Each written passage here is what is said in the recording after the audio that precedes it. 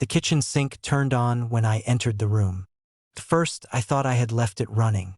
The apartment was small. 2 rooms and a narrow kitchen wedged between them like an afterthought.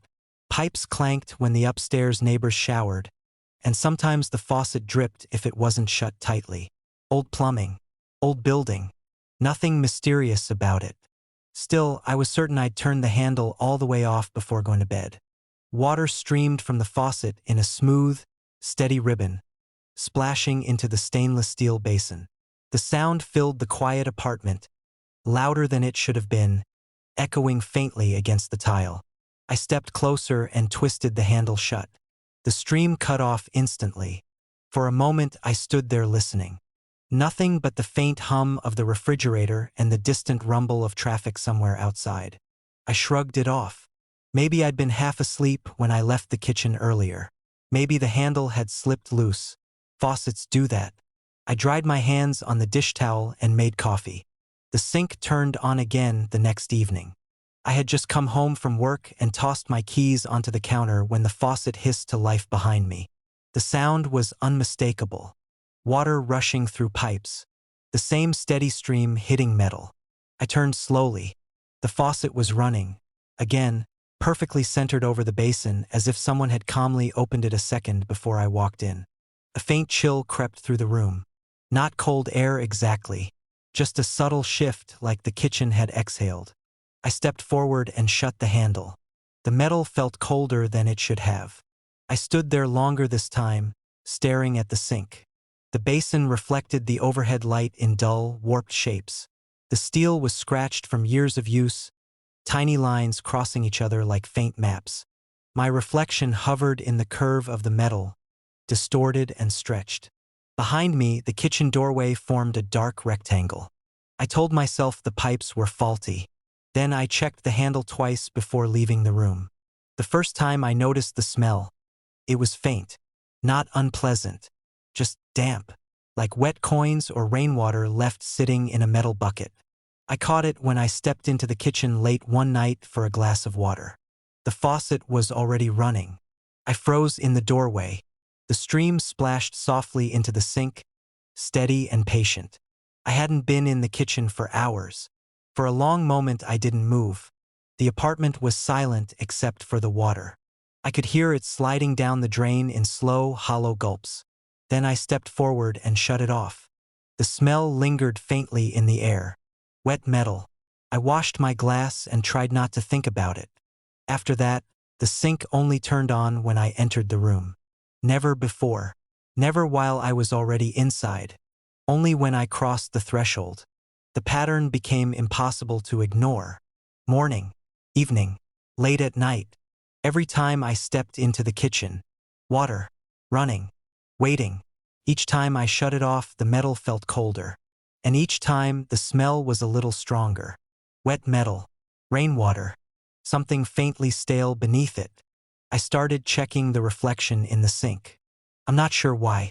Maybe because the basin curved like a mirror, catching the whole room in a warped silver arc. Whenever the faucet ran, the stream broke the reflection into trembling fragments. My face stretched along the steel surface. The cabinets bent sideways. The kitchen light became a long white streak. And every time I leaned over to shut off the faucet, I saw the doorway behind me in the reflection. Dark, empty, but sometimes, the shadow in the doorway seemed slightly taller than it should have been. The first time I turned around to check, nothing was there. Of course, just the quiet apartment behind me. But the smell of wet metal was stronger that night. And when I shut the faucet, the pipes made a long, low groan inside the wall. Not the usual clank. Something deeper, almost like a breath moving through the plumbing. I tried leaving the kitchen light on. It didn't help. The faucet still turned on when I entered. Always the same smooth stream. Always the same steady sound. Always the smell. Wet metal. Rainwater. Something old. Something patient. One night, I decided not to turn it off. I stepped into the kitchen. The water started running. I stopped just inside the doorway and watched it. Minutes passed. The stream continued, unwavering. The sink filled slowly with swirling bubbles before draining again. The reflection in the steel basin trembled constantly beneath the falling water. I could see the whole kitchen inside it. The refrigerator, the cabinets, the doorway, myself, and something else. For just a second, the reflection looked crowded. Like two shapes were standing where only one should be. I blinked. The stream kept running. The reflection smoothed again. Only me. After that, I started avoiding the kitchen. I ate takeout, drank bottled water, stayed in the living room as long as I could. But apartments like this don't have many places to hide. Eventually you have to pass the kitchen. And every time I did, water, running, waiting, the smell of wet metal growing heavier each day. Last night, I woke up thirsty. The apartment was dark except for the faint blue glow of the streetlight through the window. I lay in bed listening. For a moment everything was silent. Then I heard it. Water, running in the kitchen. A steady stream, but I hadn't entered the room. I sat up slowly. The sound continued. Calm, patient, like it had been running for a long time. I walked down the hallway toward the kitchen. The smell reached me before the light did. Wet metal, rainwater, and something deeper now, something like damp earth. The faucet was running when I reached the doorway. I hadn't crossed the threshold yet, but the water was already flowing. I stepped inside. The stream didn't change. For the first time, it didn't seem to care that I'd arrived. I approached the sink slowly. The reflection trembled beneath the falling water. The curved steel basin showed the entire kitchen behind me. My shoulders, the dark hallway, the doorway, and something standing just inside it. Tall, still, too narrow to be a person. I didn't turn around. Instead, I reached for the faucet handle. The metal was freezing. When I shut off the water, the kitchen fell silent instantly. The smell of wet metal lingered in the air. Slowly, I looked down into the sink. Without the stream, the reflection became clear. My face stared back at me from the curved steel. Behind me, the hallway stretched empty and dark. No shadow, no shape, nothing at all. I exhaled shakily. Then the faucet handle turned beneath my hand. Not opening, closing tighter, as if another hand were resting over mine. And in the smooth reflection of the basin, just before the light flickered, I realized the shadow in the hallway hadn't disappeared. It had only moved. Now it was standing directly behind me, and judging by the cold weight pressing against my hand on the faucet, it had no intention of letting go. Her phone showed a missed call from home. I noticed it while brushing my teeth. The bathroom light was harsh and yellow, reflecting off the small cracked mirror above the sink. My phone buzzed faintly on the counter where I'd left it, the screen lighting up the dim room. I rinsed my mouth, wiped my chin with the back of my hand, and glanced down. One missed call home. 10:42 p.m. For a moment, I didn't think anything of it. Home was what I'd named the landline at my parents' house years ago. It still sat in my contacts even though they'd switched to cell phones and eventually disconnected the line entirely. I picked up the phone and stared at the notification. The call had lasted 0 seconds. Just a missed attempt. The apartment around me was quiet. My upstairs neighbor's television murmured faintly through the ceiling, and somewhere down the hall a pipe clicked softly. I tapped the notification. The call log opened. Home. Missed. 10:42 p.m. I frowned. The old landline number shouldn't even exist anymore. I shrugged it off, locked the screen, and set the phone back on the counter. Phones glitch sometimes. Contacts sync weirdly. Apps update. There's always some explanation. The apartment was small but comfortable. 2 rooms and a narrow hallway that led to the bathroom and bedroom. The living room lamp cast a warm pool of light over the couch, and the kitchen hummed quietly with the refrigerator's steady drone. By midnight, I'd forgotten about the call entirely. I turned off the living room lamp and headed to bed. The hallway felt darker than usual with the lights off. The shadows gathered along the walls in soft shapes, shifting slightly as I passed. Halfway down the hall, My phone vibrated in my hand. A soft buzz. I glanced down. Missed call home. 12:07 a.m. My footsteps slowed.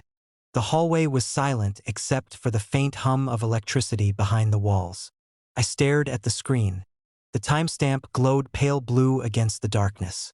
12:07 a.m. I had been holding the phone the entire time. No ringing.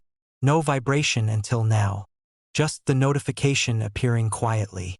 I opened the call log again. Now there were 2 entries. Home. Missed. 12:07 a.m. Home. Missed. 10:42 p.m. Both 0 seconds. Both impossible. I stood there longer than I meant to, the dim light from the bedroom spilling into the hallway. The shadows felt deeper now. Not darker exactly, just heavier. I told myself it had to be spam or some kind of network glitch. Eventually, I went to bed. I woke sometime later to the faint glow of the phone on my nightstand. The room was silent except for the distant sound of a car passing outside. The screen lit the ceiling in a pale rectangle. I reached for it. Another missed call. Home. Missed. 2:13 a.m. My throat felt dry. I checked the call log again. 3 entries now. Each spaced hours apart. Each 0 seconds. I hesitated. Then I tapped the number. The phone rang once. Twice. 3 times. Then the automated voice spoke. The number you have dialed is no longer in service. The call ended. I sat there in the dim room for a long time after that. The next day was normal. Sunlight through the kitchen window. Coffee brewing. Cars passing outside. The phone sat on the counter while I made breakfast. I kept glancing at it, waiting for the screen to light up again. Didn't. By afternoon, I felt silly for being uneasy about it. Old contacts linger in phones all the time. Sometimes networks mislabel numbers. There are entire forums online about stranger glitches. By evening, I'd convinced myself that's all it was. A glitch. Nothing more. At 8:11 p.m., the phone buzzed. I was sitting on the couch. The television played quietly in the background. I picked up the phone. Missed call home. 8:11 p.m. I hadn't heard it ring. The timestamp caught my attention first. It wasn't hours apart anymore. Just minutes after I'd last checked the time. I opened the call log. For entries. Then I noticed something else. The spacing had changed. 10:42 p.m. 12:07 a.m. 2:13 a.m. 8:11 p.m. The gaps between them were shrinking. Not evenly, but noticeably, as if something were trying again sooner each time.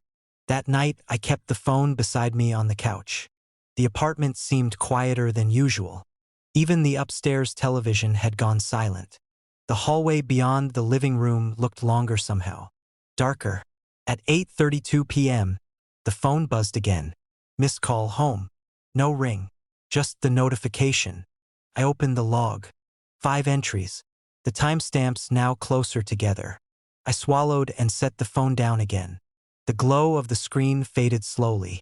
For a moment, the apartment felt unnaturally still. Then the refrigerator compressor kicked on with a soft hum. I exhaled. At 8:38 p.m., the phone vibrated. This time I was staring directly at it. The screen lit up, but there was no ringing, just the silent notification appearing. Missed call home. My chest tightened slightly. I picked up the phone. The call log now showed 6 entries. The timestamps were creeping forward, like footsteps approaching. I muted the phone. Then I turned it face down. The apartment seemed to hold its breath. A faint creak came from the hallway, probably the floorboards shifting, or the building settling. I tried to focus on the television, but every few seconds my eyes drifted back to the phone. Waiting. The vibration came at 8:41 p.m. Even face down, the buzz against the wooden table felt louder than it should have. I flipped the phone over. Missed call home. 7 entries. Now the timestamps were only minutes apart. Something cold settled in my stomach. The apartment felt smaller somehow, like the walls had shifted closer. I stood and walked to the hallway. The overhead light was off, leaving only the living room lamp behind me. The corridor stretched toward the bedroom door in soft shadows. Quiet. Still. I checked the phone again. No new call, but the screen light reflected faintly along the hallway wall. A pale rectangle floating in the dark. At 8:42 p.m., the phone vibrated in my hand.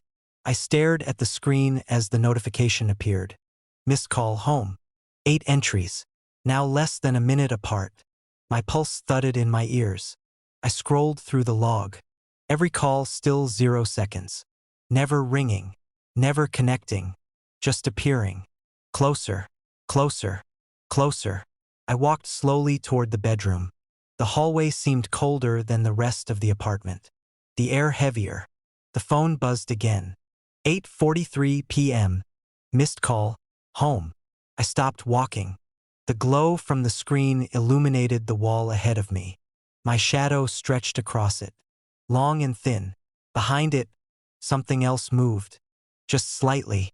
A shift in darkness. I turned. Nothing there. Only the living room behind me. Empty. The phone vibrated again. 8:43 p.m. Missed call. Home. The same minute. Now the timestamps weren't spreading out. They were stacking. Attempts piling up faster. My hand trembled slightly as I opened the call log. 10 entries. 11. 12. Each 1 seconds apart. The contact name glowed at the top of the screen. Home. The hallway felt colder now. I could hear something faint beyond the walls. Not quite a sound. More like the suggestion of one. A soft pressure in the air. The phone vibrated again. But this time the screen changed. Not a missed call. An incoming one. The ringtone started softly in my hand. A sound I hadn't heard all night. The contact name filled the screen. Home calling. The hallway light flickered faintly. The ringtone continued. Soft. Patient. I stared at the screen. My thumb hovered over the answer button. The apartment around me had gone completely silent. Even the refrigerator had stopped humming. The ringtone echoed faintly down the hallway. Then something shifted behind me. Not a sound. Not footsteps. Just the unmistakable feeling that the hallway was no longer empty. The phone continued ringing. Home calling. Slowly, I realized something else. The number on the screen wasn't my parents' old landline. It was my apartment's number. The one connected to the building's old wall jack in the living room. The landline I had never plugged a phone into. The ringtone kept playing softly in my hand. And somewhere in the apartment behind me, just beyond the reach of the screen's pale glow, something picked up the other end.